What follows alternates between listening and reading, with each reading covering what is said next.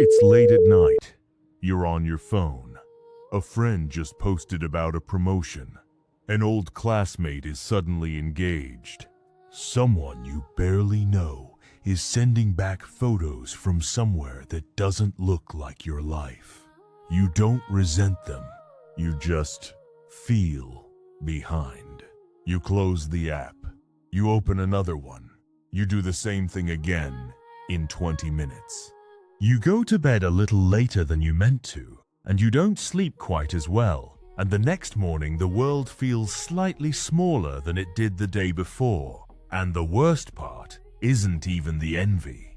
It's the small, quiet shame that comes after.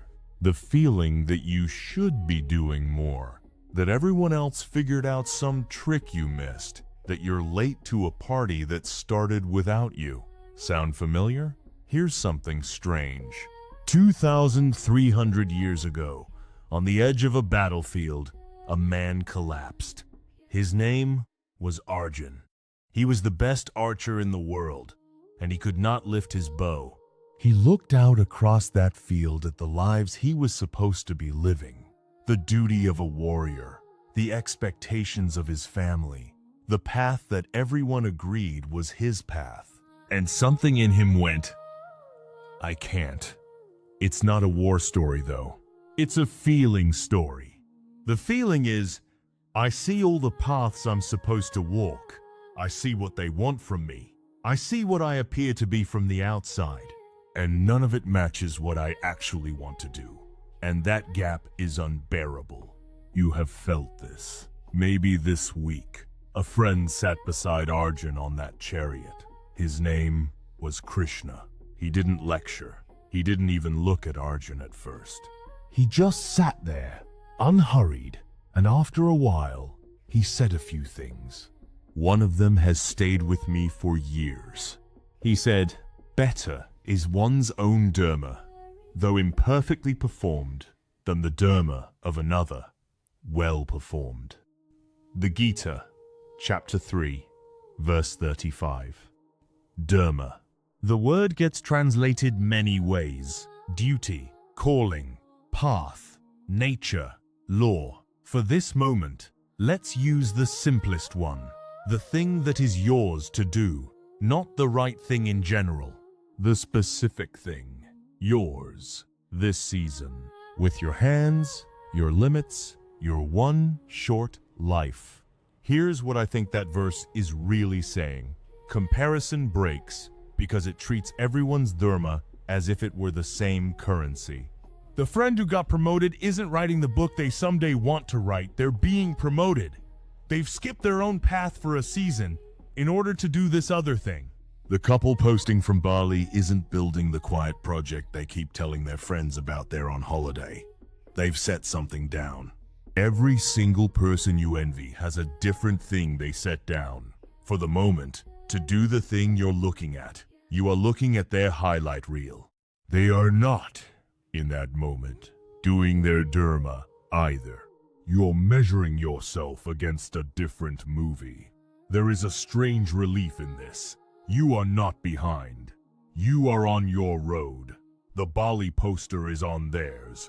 The promoted friend is on theirs. You are on yours. The trap isn't that other people are ahead. The trap is that you let the looking replace the walking. The trap is that the sideways glance becomes your evening, becomes your Sunday morning, becomes, slowly, the inner weather of your week. So, what do you do with this? I want to give you one thing to try. Not forever, not as a new identity, just for this week. Sit down somewhere quiet at the start of your week is best. Sunday night or Monday morning. A kitchen table, a bench somewhere. Anywhere you can think for 5 minutes without your phone. Take a piece of paper or open a notes file. Anywhere you'll see it again.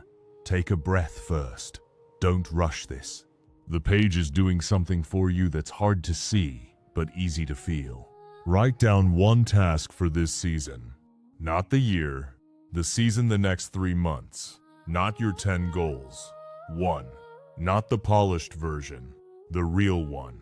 It can be small. Finish the draft. Have the conversation I've been avoiding. Get to a place where my back doesn't hurt every morning.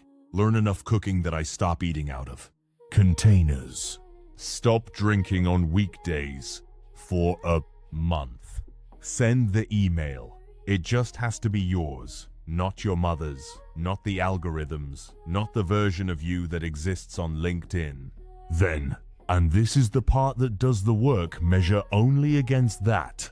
When you catch yourself looking sideways at their job, their house, their relationship, their follower count, their Sunday morning, you bring your eyes back to that page. That is the only scoreboard that belongs to you.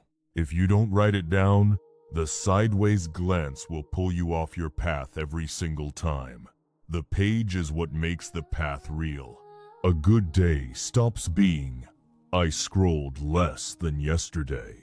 It becomes, I moved 1 inch closer to my page.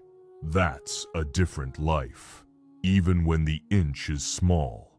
1 page, 1 task, 1 season, then again. A small thing, before we close. The Upanishads use the image of the chariot for the self. The rider is who you really are. The body is the chariot. The mind is the reins. The reins go slack when you look sideways. There's no hand on them, just a horse running toward someone else's field. The charioteer is the part of you that knows, this is my road. Stay on it. 1 page, 1 task, 1 season. Stay on your road.